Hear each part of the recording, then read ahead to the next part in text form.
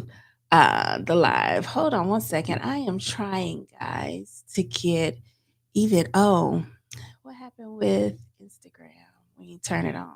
Save. You gotta turn it on. There we go. All right. I am working through now. Y'all have to bear with me. I be trying to make sure everybody is getting everything that they should have. Hold on one second. We may have to pop off. Um, and then pop back on. Okay, there we go. Let's see if Instagram is going to come on live for us. This morning, guys, we're going to be talking about how you, as a service provider, can start to grow your business by using just simple automation in your business. And I won't even call it simple. There we go. There we go. All right, Instagram. We are here. All right. So this morning, we're going to be talking about how you and your service based business can start to incorporate automation. A lot of times, when I am talking to new clients that are coming aboard, we are going through the process of systemizing their business so that they can grow. And one of the primary things that they are missing is practical, and not even practical, organized playbooks for their companies, for their teams that allow them to pass off the work, one, and then two, automation that is put in place for their business that allows the repetitive things to be systemized through technology, freeing up their own personal time and the time that they would have hired staff use to do more activity in their business that is going to actually earn income. So, today, as an automation consultant, I want to talk with my service based business owners about how you can start to grow your business without burning out. One, especially if you are small, you run a small ship. It's not a whole bunch of you all. It's just like you and a few other people. And especially if you've seen some level of success, but you are ready to start to grow and you want to do it in the most efficient way possible. Automation and systems is going to be your best friend. Okay. So that is what today's conversation is going to be about. If you see me looking over to the left, it's because I have my notes set up over here in my restream, and I just want to make sure that specifically because I'm late that we stay on task and on subject. So one of the things that I want you to take into consideration, especially if you run a service-based business, is that one of the biggest bottlenecks that you're going to have in your business as you start to grow is growing and having to do manual labor, especially the stuff that is repetitive, right? When you start to incorporate automation into your processes, this allows you to serve more people because the standard things that are happening all the time are happening whether you're there or not. And it does this without having to add more expense to your bottom line by having to like hire out more hours and stuff like that. So, what you really want to consider as you are looking at, okay, how do I grow this business without, say, growing my expenses or even growing my team? Because if you are anything like me, I don't want a ginormous team. I like to run lean as far as my teams are concerned, but I like to be as efficient as possible and serve as many people as possible so that I don't have to worry about, having to manage more personalities, but we can still do the work that we get hired to do and do it in a really great way. So we have been automated since like 2015. And since when I did that, and it might have even been, no, I'm sorry, I'm lying to you. We discovered automation when I was pregnant with my last daughter, which she's 6 now. So this was 7 years ago. So whatever 2025 minus 7 is, 2018. And one of the reasons why I dug into it is because I knew that when I had her, I wanted to be able to spend more time with her off. Because this was the first child that I was going to be able to have where I did not have to hurry back to a job or do anything like that. So I really wanted to take my time and provide my own maternity leave. but I wanted to do it in a way where I was still able to serve my clients. I was able to like turn on a button when I needed to onboard new clients or generate more leads for my business. And when I discovered it back in 2018, we started in a way that was just lead generation, where we would run ads through places like Facebook and Instagram and stuff like that, where people would fill out a form and we would have some stuff going on behind the scenes that was automated that would bring them into the business, that would have them schedule appointments without me having to do so. And I quickly realized that that was efficient and it allowed me to be able to do what I was doing as a mother at that time, but then show up when I needed to show up. The people that I was showing up to when they were booking their appointments were already kind of prepped for the conversation because I had used my emails to inform them on what they needed to have in place before our call. And my calls that were the entry point into my business really started to be specifically about 15 minutes long because all we needed to get on was review the information, and it was life changing for me. So it was during that time that I realized that I had a team of like 7 people on staff, y'all. It was we would run it. We were big, okay? And I realized that a lot of the things that I was having my staff do, that I could use the technology that I had implemented into my business at the time to run more efficiently for me, which allowed me to reallocate the way I was using my staff for us to be able to service more clients. It was the greatest thing in the world. I made so much more money as a new mom with an infant at home when we started to truly automate our processes, that I fell in love with it and added it as a service to the business that I was running at the time because I wanted more women to be able to do that. Now, 8 years ago, I was in my 30s. I'm not there anymore. Life has life. Things happen with all the stuff that we went through over the past years. But even with all of that, the systems that I created even 8 years ago still work now for my business. And I have helped so many other business owners incorporate those very same systems or systems like them, customize them to their own specific needs, that it's been incredible. So, what I like to do now is kind of go through with you, if you have not put something like this in place and you want to see similar results in your own business, what I'd like to do right now in the short time that we have together is kind of take you through some ideas that you should start to think about as it relates to offering your service that you have some opportunities to automate. Okay. So, one of the first things that you have to do before you start the automation process is you have to identify what can be systemized.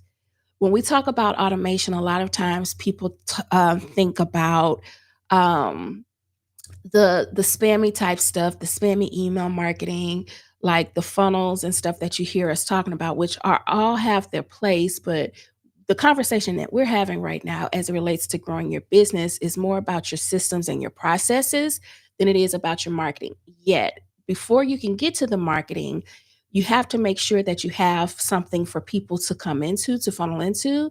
And without proper systems, your marketing efforts are going to fall flat, or you'll become overwhelmed if you're really good at running ads and you won't be able to keep up. So, one of the first things that you really have to pay attention to is what can be systemized in your business. And the only way to know what can be systemized in your business is to have some operating procedures in place that outline what you do on a day in and day out basis.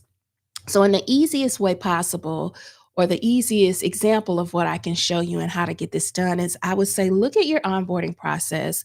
And I want you to look at how you find your clients and then what it takes to work with you in order for them to be clients. In most service based businesses, we start off with some type of discovery type call where we're learning the customer's needs and kind of offering specific services to meet their needs.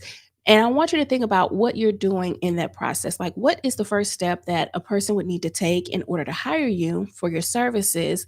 And how often is it that you're doing the same thing over and over again with each and every one of those customers that come to the table? If you are doing the same thing over and over again and that process does not change, there's an opportunity there for you to put some systems in place that can be automated so that you don't have to hire a person to do this, but it will remove you out of the situation. It almost replaces you as the person doing it so that these things can happen on your behalf without you being there. One of the benefits to doing stuff like this, especially, and you know, that's the easy point, right? That's just the beginning. But I want you to look at everything, like your whole process from beginning to end. What does it take in order for a person to work with you, to get to the contract, to sign the proposal, to accept, for you to accept the payment, and for you to begin the work that they've hired you to do? What steps have to be taken in order for that to happen? And once you've identified those steps that have to be taken in order for that to happen, I want you to start to look at the repetitiveness in it. And I can guarantee you, I can almost guarantee you that nothing changes in that part of your process. Nothing changes if you do it correctly. Nothing changes. If you do have fluctuation in that part of your process, you probably want to consider structuring this in a way where it doesn't change, because you can be more efficient in your process, and this is going to allow you to remove yourself, and it's going to create a consistent environment for any each and every person that comes to your business that is interested in working with you. And consistency from the very beginning sets the tone for what that relationship is going to look like over time, and that is going to provide for a much better client experience from the jump, because they will know what to expect from you, and you will be setting the tone for how your relationship is going to work over time. And it is the best thing that you can do for both you and your client, because it eliminates like the margin of error. When you're doing things manually, you insert a greater risk for error.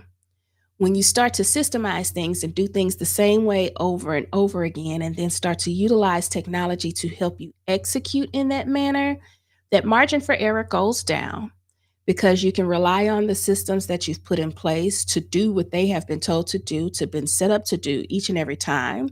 So each and every client gets the same experience. So now, and this is a little bit forward thinking before we get into this next point that I want to talk about. Now, it's quick.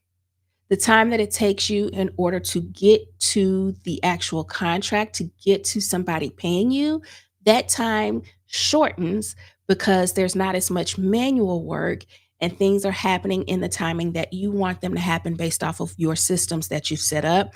SOPs help with this greatly. Okay. And I know a lot of us that are working as entrepreneurs hate to have to sit down and write a SOP, but I guarantee you, you need a standard operating procedure for every step of your business, because this helps you identify your areas for opportunity for automation. And it also helps you identify your areas for automation, or your areas of opportunity for hiring other folks to help you do what needs to be done. Okay. So that's step one. We need to identify what can be systemized. We need to write out some SOPs for every part of our process. And then we need to make sure that we start to find some technology, which is going to lead us into step two, that is going to help us execute on what our SOPs require. All right, makes sense? Y'all still following me? One's in the comments if you're still following me. All right, so step two in this process is that now that you know exactly what is systemized in your business, your structure is in place, and you know exactly what you're going to be doing, you know what's repetitive, you know what areas of opportunity you have to automate, you need to find a tool that is going to help you do this. Now, I really want you not to overcomplicate this part, okay? Because we can get bogged down in tools really, really quickly. And the goal here is not to replace what you would pay in manual labor with the cost of tools. The goal here is to find the most efficient tool to help you accomplish your goal. So if we're sticking with the idea of like onboarding and then contract signing and then project management, the idea here would be to find the minimal amount of tools that it's going to take in order for you to get this done. Okay. So some of the things that you may need to consider as you start to look at your SOPs is, do I have a client relationship management system that will allow me to do the most of what I need in this sales process without me having to have like 900 tools? Okay. And can it automate? And can it automate based off of when things happen in this sales process? So, one of the greatest things in the world that you can do is invest in a great CRM system that is going to do most of what you need. In most cases, when I'm working with service providers, there's two tools that we need. We need a good CRM and we need a good project management tool. And if you can buckle down those two tools, then that will be the bulk of your expenses as far as business management is concerned, because everything lives within those two ecosystems. And it would be great if those ecosystems can talk to one another. So, what do you need to look for in your CRM that is going to get you up to the point where you're actually going into project management? So, what I like to always have business owners recommend, and I have a very good CRM that allows us to do all of what you need up until project management, is we want to do a few things, right? We want to be able to capture the lead. We want to be able to nurture that lead in the event that that lead does not do what we want them to do in the beginning, which is book an appointment with us. We need automated email capabilities in place that will allow us to continue to communicate with that lead until our desired action is taken, which our desired action in this case would be to schedule that initial call with us. Um, that's still one tool, right? The tool is going to capture the lead, provide a way for us to capture the lead, whether that be like a form that we can place on our website, whether that be lead forms that can connect into our social media platforms like Facebook and LinkedIn, even TikTok, whether that be the ability to actually create a website inside of that tool. Like this CRM needs to be able to do more than just email market. That's not what we're looking for. We're looking for a tool that is going to allow us to see a lead, to create a customer journey, one, in this piece of software, and then be able to see where our leads are and see what is converting for us. So, lead capture, and then once the lead is captured, email marketing capabilities that can be automated. And then once we have the email marketing capabilities that can be automated, then we want to be able to also book an appointment all in this same tool. Okay. I don't want to be working in my CRM and then having to be figuring out how to manage my calendar software. All of this needs to be in one place. And the beauty of this is that if it's in one place, um, ideally, you want to be able to stop one action to move to the next. What do I mean by that? And I'm about to get real techie, real geeky on you for just a second here. Okay. So let's say the scenario is our clients, we have a form on our website and we run ads to this page on our website. And on that website, a form is created. And after that form is completed by a potential customer, they have the opportunity to book appointment with us. They don't do that right away. So there's some email marketing that's going to go out on the website, on the in the CRM, that's going to encourage them to come back. We're going to do some education and stuff like that. It's going to encourage them to come back and schedule that appointment. Once the appointment is scheduled, the emails are going to stop, and then we're going to move into the next part of the process, which allows us to communicate with them via email on what they need to have in place in order to be prepared for that appointment that they've just scheduled. All of this is happening without us. We ain't showed up yet. Okay. We haven't showed up yet. We ran some ads. We had some systems in place. This is called a funnel, right? This is a funnel. We've had some systems in place that allow us to collect information that we're going to need in order to help pre qualify the customer. It's going to give us an opportunity to let the customer provide some information to us that will help them tell us what their needs are. And then we're going to give them an opportunity to book, whether free or paid, doesn't matter, however your systems are set up, whatever your process is. And it's going to stop communicating with them once they've taken the first action that we want them to take, and then begin another set of communication with them to help them prepare for that action that they just took. Whoa, that was a mouthful. Okay. But the idea here is that one tool does all of this for us. And let me tell you why this is important. Okay. So, in a manual world, let's say you're really good at running ads. You're really good at running ads and you know how to get traffic to your website, or you're good at social media. You can go, you make some educational videos like this, you've learned how to go live, and you get traffic to actually go to your website and complete the form. But once the form is completed, um, you get notified personally that somebody's completed the form. Now you got to stop what you're doing in your day to try to catch up with this person that has completed the form and try to get them to schedule some time to book. Your goal manually, you as you're working, your thoughts are not on educating, informing, or anything like that. Your goal, your only goal as the human that is manually doing this work is to set the appointment. How do you do that? Hey, you just filled out a form on my website. You know, I've had a chance to review it. Now we need to get you set up for a call. Person doesn't respond.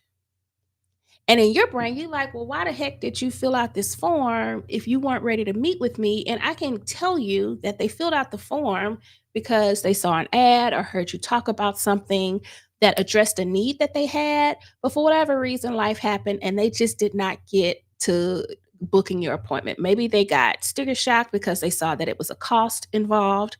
Maybe the phone rang. Maybe their kid threw up in the background, dog threw up in the back. Who knows why they didn't complete the process or why they are not responding to you, but there are 999 reasons why that person could not be responding to you. And you are only approaching them based off of the fact that you assume that they are ready to book an appointment because they filled out the form. But can I be honest with you? Most people that fill out your form on your website are not ready to book an appointment with you. Unless you're doing some type of like application intake, there are specific scenarios with folks that offer like medical services and stuff like that, that it's a little bit different. But most people that are filling out a form on your website are filling out the form because they've seen something that addresses an issue and they want more information, but they may not necessarily be ready to commit to a full on conversation with you yet, just because they don't have enough information. So for the rare person that actually completes the form and responds to you, let's say you get 10 responses from your website, 10 form completions, but only two of them already actually book an appointment. In your brain, you're like, oh, I need to go run another ad because those other eight people, 80% of the people that completed this form are not actually ready to move forward with me. And I'm going to challenge you and say, not yet. Maybe we don't need to run another ad. Maybe we need to have some communication in place that's automated that will help convert the rest of that 80% that is not ready to move forward with you. Aha, what does this do? This allows us to spend less in marketing. It allows us to address some needs of some people that may not be ready yet. For whatever reason, they may not be ready yet. Sometimes people need education. Sometimes people need a little bit more information. Sometimes, heck, people need more time to realize who you are. And if you're manually doing this process, I can guarantee you that your thought process is not on those type of people. Your thought process are going for the people that we like to call laydowns that are ready to go right now, but that other 80% is going to get left in the dust because there's nothing to that you have in place that will continually communicate with them to help them make a decision to move forward with you. And that's not their fault, that's your fault, not by any doing of your own, just because that's just the way we work as humans. But when we put automation in place, we can take a little bit more time to be a little bit more nurturing with the rest of that 80%. Just because a person doesn't move forward with you right now doesn't mean they're a bad lead. It just means that something happened and there's a little bit more that as the business owner you should be offering to them to help them accomplish the goal that you want them to take. So for that case, because you're going to take some time in your business, you have your systems in place, you've worked with other clients and you understand what their needs are, what complaints they've had, what type of information helps them get to the finish line, you can strategically put that type of communication in place through the form of emails that can be sent out to these people that have completed your form over a specific amount of time to help do the job that you would not be focused on doing if you were having to manually do this yourself. And that is to provide some more education, to provide some more information on how your company works, to provide some more information on who you are and what qualifies you to be able to help them with the problem that they initially had that caused them to fill out the form. This will then increase your conversion rate. So now you go from a 20% conversion rate to a 60, 70, 80% conversion rate because you've taken some time to do a little bit more. And in most of our cases, if we get 10 people to complete a form and 60% of those people actually move forward with our services on a 30, 45, 60-day basis, then we are actually in good shape because we've reached the capacity of what we can offer as small service providers and income needs are met, employees are paid, and we are happy, right? But if you actually want to grow and to be able to offer more services to more people, and your service doesn't take 45, 60 days to do, you can turn people around in 2 weeks or something like that. Then the pure fact that you took the time to set aside a couple of months in your business to really get structured and organized and make sure you are meeting everybody where they are. There are two types of people that buy: people that are time conscious and people that are money conscious, and making sure that there is information available to those people that is going out automatically so you don't have to feel like you're chasing anybody down, that is converting on your behalf, even when you are not in your office. Could you imagine what that would do for your business? Okay. A CRM will help you do that. One CRM. We're down to one tool. Okay. Once you've got that person booked and you've actually showed up, you've had the call, it went great, you've sent out a proposal. Sometimes there's crickets, sometimes people are ready to go right away. For the people that are ready to go right away, they'll open it right away, they'll pay right away. But sometimes those folks that are not ready to go right away, they too need some more information. They may tell you while you are on the call that they are ready to go, but I can guarantee you that within that day, if they have not accepted that proposal, they are not ready to go. They need some more information. So what do you do? In a manual process, what are you doing right now? You're following up. Hey, I sent you the proposal. I thought you were ready. Are you ready to sign? Do you need any more information from me? Most people are not going to tell you what they need from you. It's just human nature. It's how we work. It's nothing against people. You can be smart. And just like you understood that the people in the beginning that filled out that form just needed a little bit more information, you can assume that the person that got your proposal that hasn't signed it yet just needs a little bit more information. So, what do? You do the same thing that you did in the beginning, that you provide more information, but this time it's tailored to where they are in your sales process. Before, it was, here's our company, here's what we do, here's what we've been able to accomplish, here's what's possible. They don't know anything about you. Let's get on a call, discuss what you need, right? But now the conversation is, hey, we've had a chance to talk. These are the things that I heard from you. These are the things that we said that we can do from you. Here's some real life examples of how they work. All of this can be automated just with a little bit of time. So now if a person hadn't accepted the proposal, I don't know, in say 3 days, you can send out some follow-up to say, hey, Kay, a few days ago we talked, I sent you a proposal. Normally by now folks have signed up and they're ready to go. So today I'm just sending some additional information because I'm assuming that you need that. Here's some stuff that will help you understand better how we'll work based off our conversation. All of these things can be automated, and we're still doing this in one tool. Had all in our CRM. Okay. Once you have your CRM and you've sent the proposal, because the proposal can be written in your CRM attached to your payment processor. Once the proposal is accepted, the opportunity should be available for them to pay whatever retainer deposit that they need to pay in order to get started. And then once that deposit is paid, then you move into your project management process, whether that be sending you a task to notify you that the customer has signed their proposal and you need to start your onboarding. Now there's two things that are going to work in tandem. One, when the customer accepts the proposal, they're going to get onboarding emails with you from you telling them exactly what the steps they need to take, what timeline they should expect things to be done in, so on and so forth. Whatever your onboarding process is, you're going to email that to them over a specific amount of time, however much time it takes in order to get a client sufficiently onboarded into your customer. You're going to take that time and create those emails to make sure they're going out so there's touch points to your customer. At the same time that that's working, you're going to have projects that are being created, tasks that are being created, and assignments that are being assigned out to either you, your customer, or your team that are in alignment with the onboarding process. All of this, again, is being automated. You haven't yet done anything manual until it's been assigned to you. So this goes back to what we talked about in step one, is understanding your process and knowing what each part of your process looks like so that you know what needs to be automated, including tasks, including assignments, including communications, all the way up through onboarding. Now, after you've onboarded your customer, you're going to have to do the manual work because that's what you've been hired to do. But if you had the opportunity to be able to say, okay, let's really systemize this client onboarding, client experience in the beginning, what would that do for you? Like, how much time would that free up? How many more clients would you be able to serve because you would have more time to be able to do the work that you were hired to do? And how would that increase your revenue, most importantly? And up until now, we have not increased our team. We haven't added anybody to the team. All we've done is incorporated the use of technology by way of our CRM, and depending on how our projects flow, a project management tool.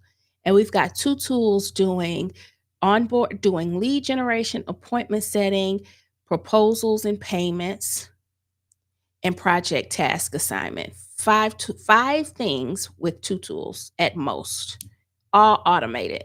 As much of it as possible, with the exception of you having your conversations, right? When you get this down, then you can start looking at, okay, how much time is this really saving in my business? And from that time, can I onboard more clients? Can I effectively work for more clients? Because scaling is not always about growing your team. Scaling is about being able to grow your revenue. And growing your revenue doesn't equate to adding more people to your team. As a matter of fact, I would argue with you that when I had 7 people, what was that, 7 years ago, that I was less efficient than what I do now with the 3 people that we have working for us.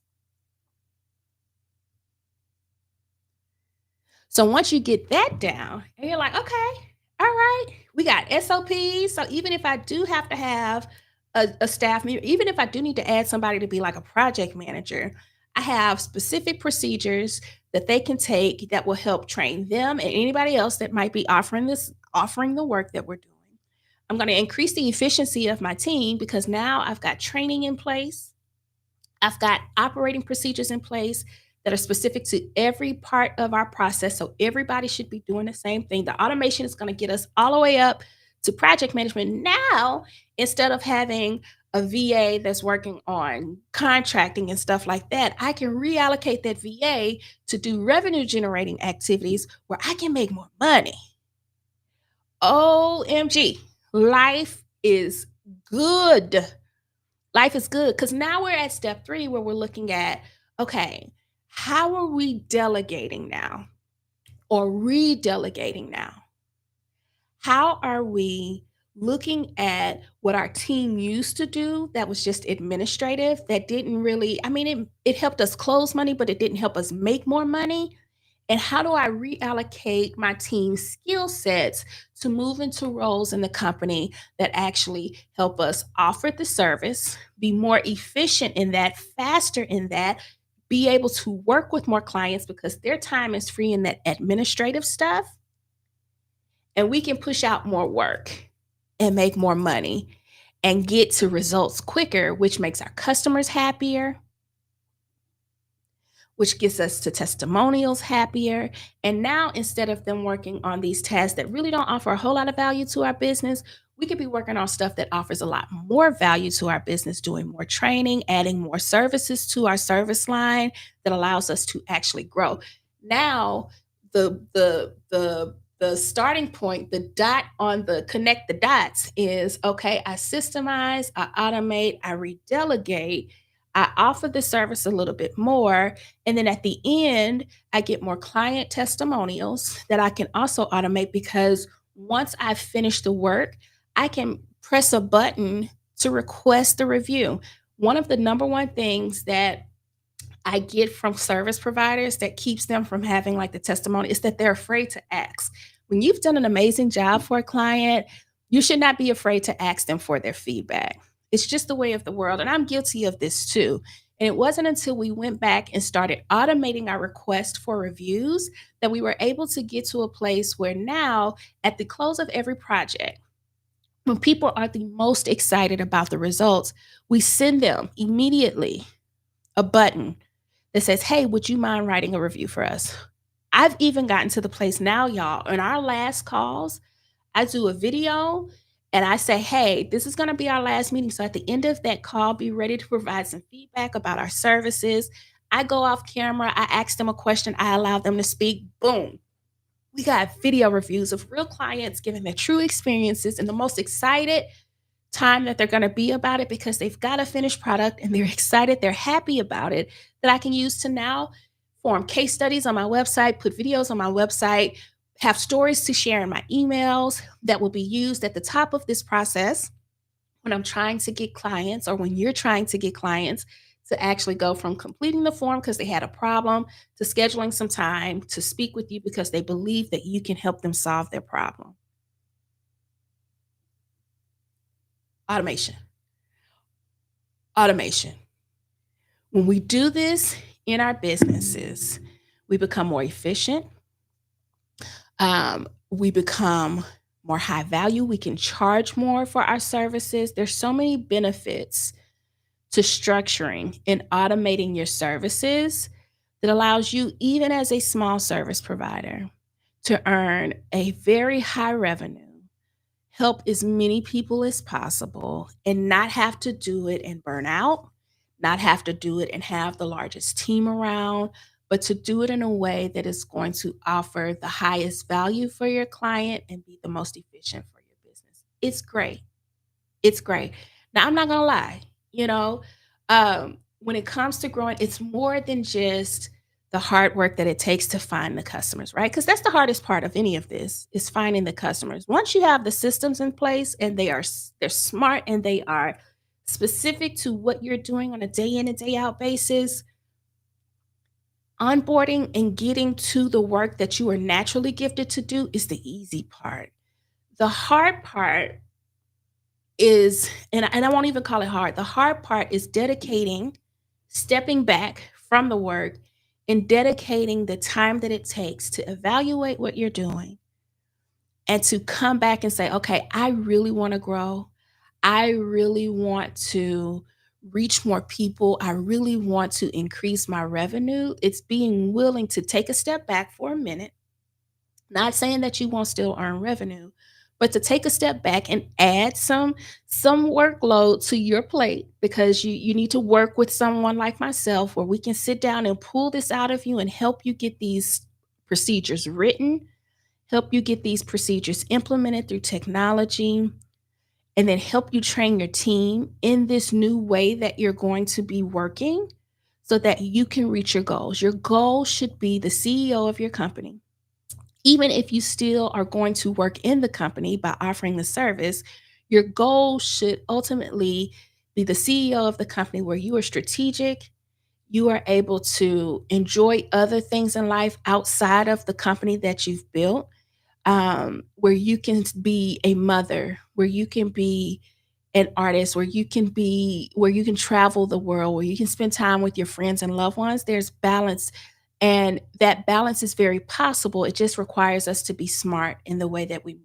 So, if you are a service provider and this is something that you struggle with, I'm going to offer two things to you today. Okay. First things first is I'm going to say you can go over to my website and schedule a consultation. My website is kwhitaker.com, and you can head over there and schedule some time to talk if you need some one on one help. Okay. If you are in a position where you're like, you know what, I don't have the clientele yet, but I am thinking that this is where I want to go. And I would really like to be able to set this up for myself before things get too far down the road. And it really requires some extra load for me. I want to learn how to do this and implement it for myself.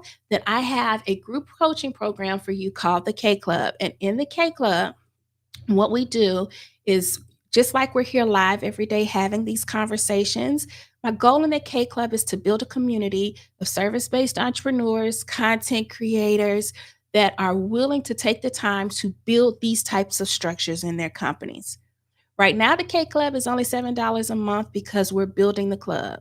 I started it right before we went on vacation. I knew I wasn't going to have a whole lot of time to get a whole bunch of people in there. So I was like, rather than coming out full price for the month of March, let's run a promo, $7 a month. This is unheard of, where you can go. I post the live replays of our conversations here, and then there's some additional work that comes with it that you will only get access to if you are part of the club. In the club, there's templates, there are resources.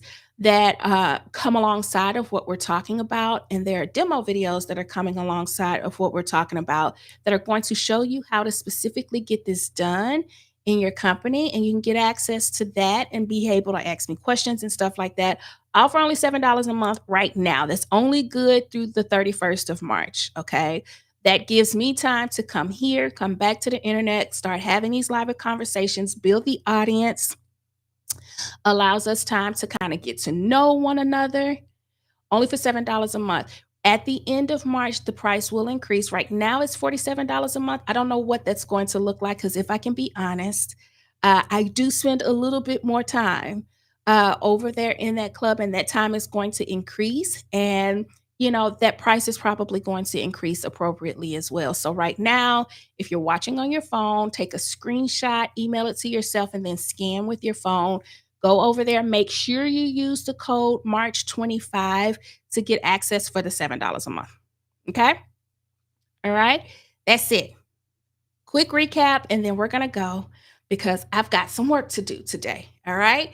If you are a service based entrepreneur and you are trying to grow, you don't want to burn out, you want to make sure that you are able to grow your business and create systems. There's a couple of things that you need to do. We need systems and we need to automate, and then we need to put the technology behind us in order to get it done. Today, we talked about making sure that you have operating procedures in place so that you know how to document what's happening in your business so you can identify key areas of opportunity for automation and then also opportunities for delegation, which we'll talk about in just a second. After you've created those SOPs and we've identified all of the areas of operation, all of the areas in your operation that are automationable, then we need to go back and couple it with the right tools. We need a good CRM and we need a good project management tool. Those two tools, if we have those two tools, they will allow us to do everything that we need to do in our business, with the exception of tools that are specific to, offering your service. And then once you have the technology in place and it's all set up, you need to evaluate what you're doing and what your team is doing in your business and find opportunities to redelegate them to higher value tasks in your business. When we automate, we create consistency. When we automate, we create efficiency. When we automate, we allow ourselves to do more without having to add more costs necessarily, to provide more of our services to more clients, to scale our revenue, and to be able to do more in our own personal lives because our businesses are growing without us. That's ideal. Okay. For more help, you can visit me online, kwhitaker.com, or you can join the Kae Club. Be sure to use March 2025 or use the code March 25 to get access for only $7 a month. And outside of that, be sure to join me back here tomorrow at 9 a.m. Central Standard Time. I'll be on time, considering children don't mess up. And we'll have more conversations about how you can use automation in your business to help you grow. That's it. Thanks for hanging out with me, and I'll be back here tomorrow, and I hope to see you there.